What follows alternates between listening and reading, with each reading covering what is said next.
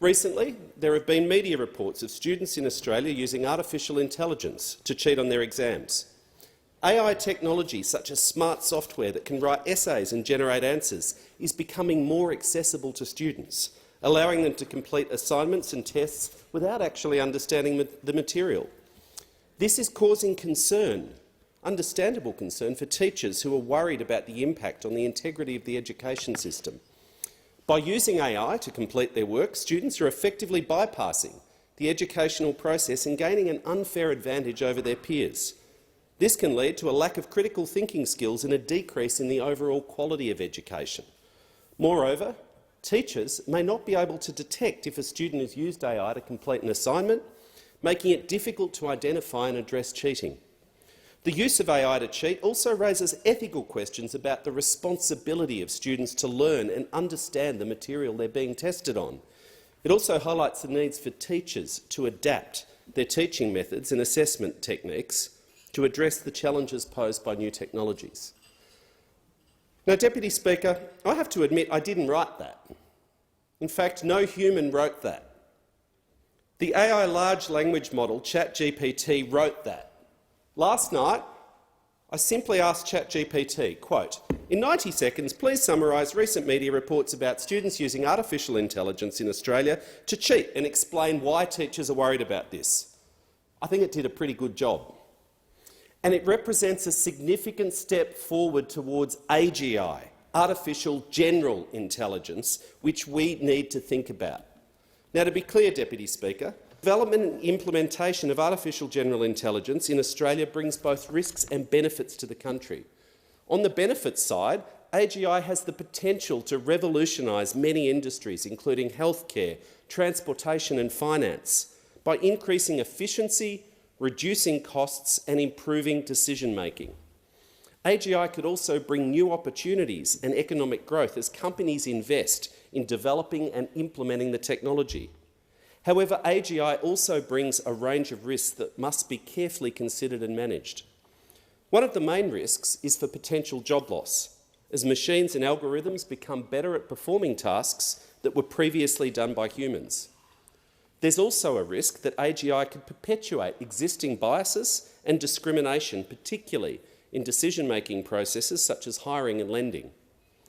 AGI raises significant ethical and moral questions, such as who is responsible when a machine or algorithm causes harm or makes a decision that is harmful to society or individuals. There is also a risk that AGI could be used for malicious purposes, such as cyber attacks and disinformation campaigns. It is important for the Australian government and our society to carefully consider the risks and benefits of AGI and take a responsible approach to its development and implementation. This may include investing in training and education programs to prepare workers for the changing job market, as well as regulation and oversight to ensure that AGI is developed and used in a responsible and ethical manner. AGI brings both benefits and risks to Australia, and it is crucial for the government and society to carefully weigh the potential outcomes and take a responsible approach to its development and implementation. Deputy Speaker, I confess also I did not write that either. I asked ChatGPT to explain in 2 minutes the risks and benefits to Australia from artificial general intelligence. Another pretty good job. Now, I don't think I've breached any standing orders, but I'm sure I'll be told later if I had. I don't think there's a rule that says members can't write their speeches with ChatGPT. I'm not sure, well, it's certainly not a practice I would recommend or propose to continue in the future, though the opposition may find it useful. They could find good applications for it. You know, what do we stand for? What are our values? Why does the Deputy Leader think it's okay not to have any policies? See what it's got to say on that. Which of our 22 different energy policies should we have stuck with? Is climate change real? Why did we think it was a good idea to dump Malcolm Turnbull? Who let Senator Reddick into our party room? What is wrong with Alan Tudge? I'll stop with the ChatGPT references now, because I think I've made my point. But it's a serious point that I'm trying to illustrate. AGI, artificial general intelligence, presents a broader and deeper set of both risks and opportunities for society than any previous technology. Plausible risks include the disruptive, the catastrophic and existential. It doesn't take long if you start thinking to realise the disruptive and catastrophic risks from untamed AGI are real, plausible and easy to imagine. Existential, I know, however, is an exceptionally strong word. It sounds and is inherently alarmist. Existential risks are posed by events that would annihilate or permanently and drastically curtail the potential of intelligent life on Earth. Now, there are specialist scientists and brilliant thinkers, Deputy Speaker, who spend their lives studying these risks. Things like asteroids, runaway climate change, supervolcanoes, nuclear devastation, solar flares or high mortality pandemics. But artificial general intelligence is increasingly topping their list of worries. I haven't asked ChatGPT about this, but I've spent time over summer talking with leading researchers and draw in the rest of my remarks on an article by Wim Nord and Otto Barton. AGI has the potential to revolutionise our world in ways we can't yet imagine.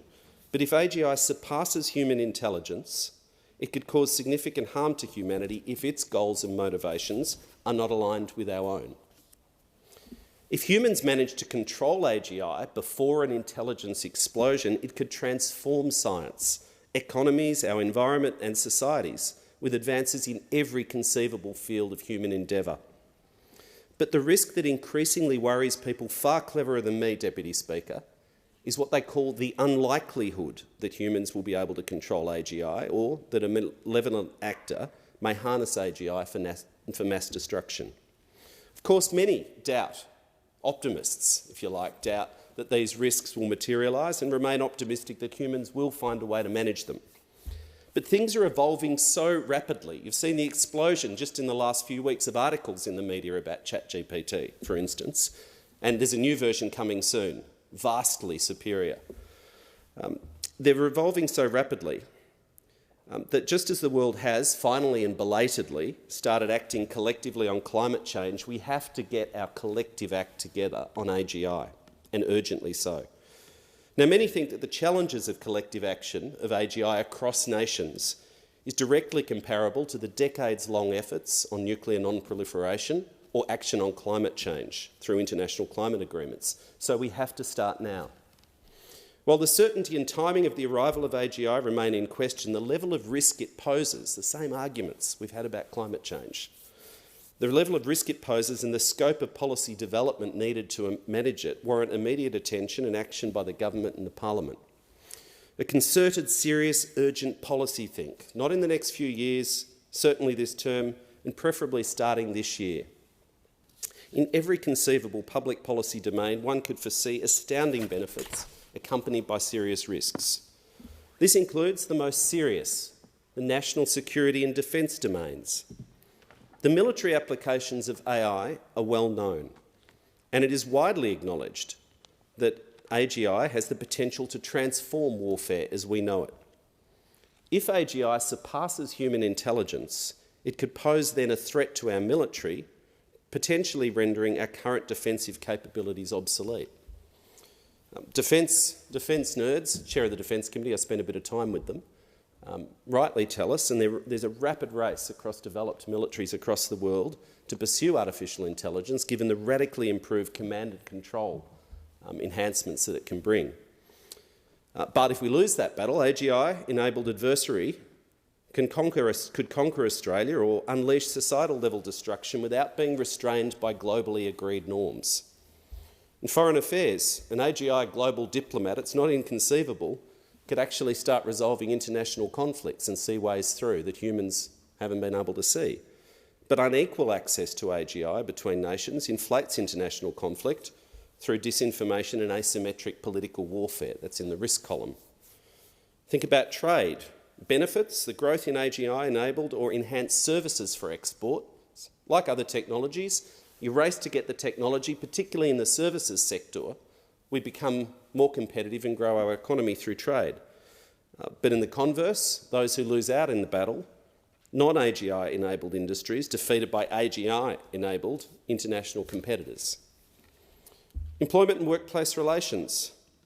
In the benefits column, we could see new employment opportunities through human-centred AGI. Cobots, human AGI-created goods and services, harnessing that technology.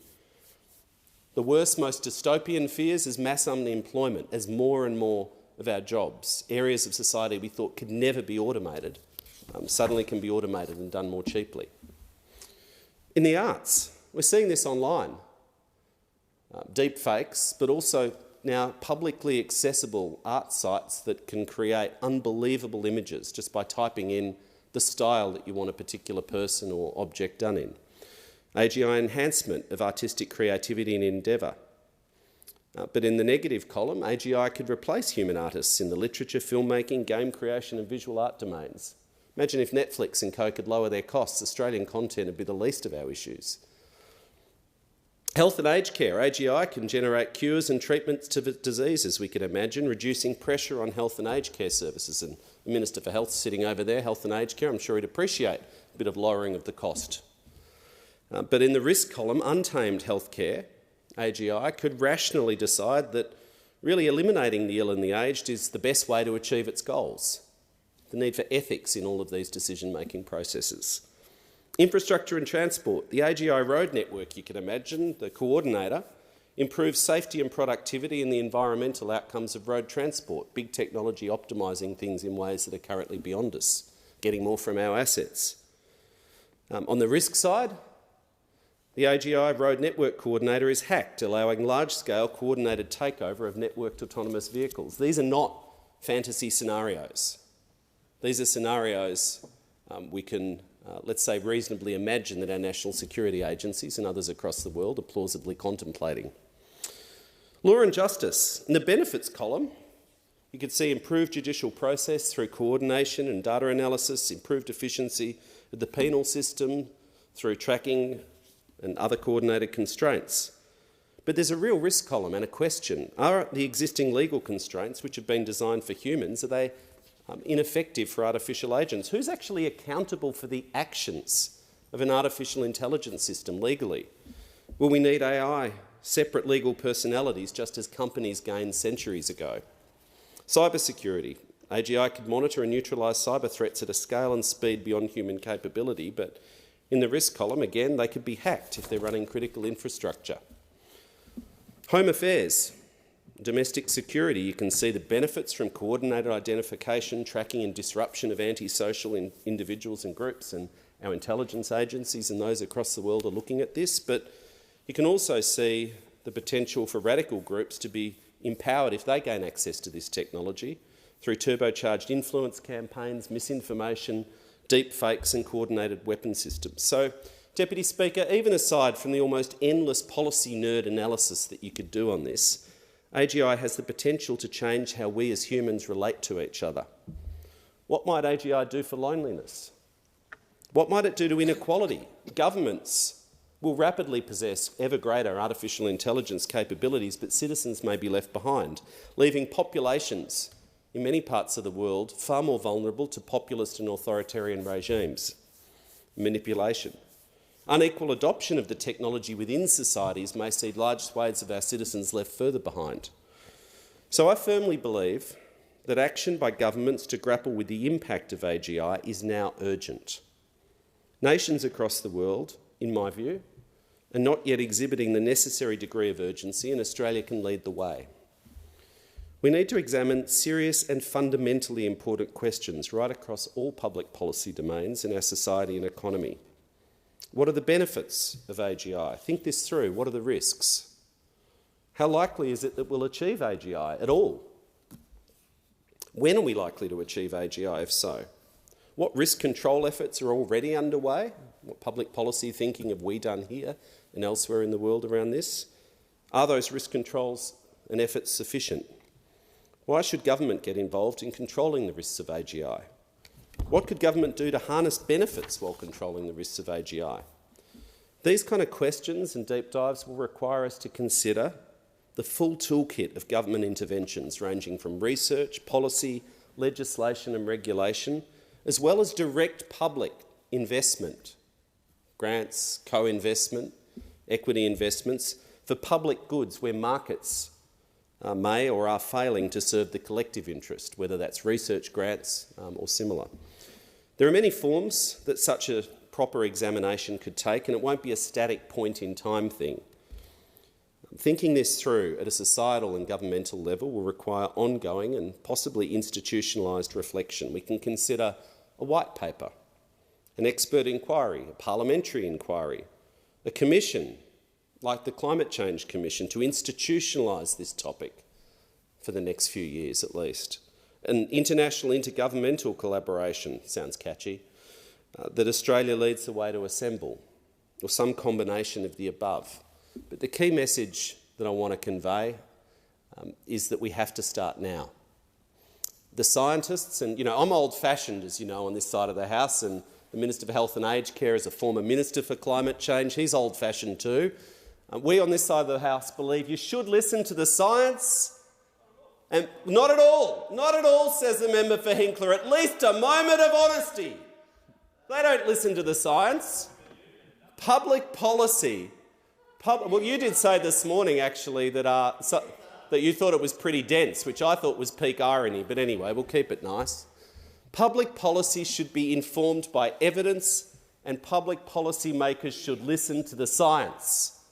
That's what we're doing on climate change, like every other sensible developed country in the world, dragging Australia back from being an outlier, bringing us back into the mainstream of international fora. Here we have an opportunity to be one of the world's leaders in listening to the science. This stuff is important, it's compelling and it's urgent. And I encourage the government, of which I'm a proud member, to acknowledge that this is something we need to think through. No society, no government's got it right. This is not a criticism. It's a reflection, I suppose, I've made in having a look at the Governor-General's speech, our enormous existing agenda, that which we've delivered already, as I outlined at the start of my remarks, that which we've already got in front of us. But this is big and it's compelling, it's important and it's urgent. Thank you, Deputy Speaker.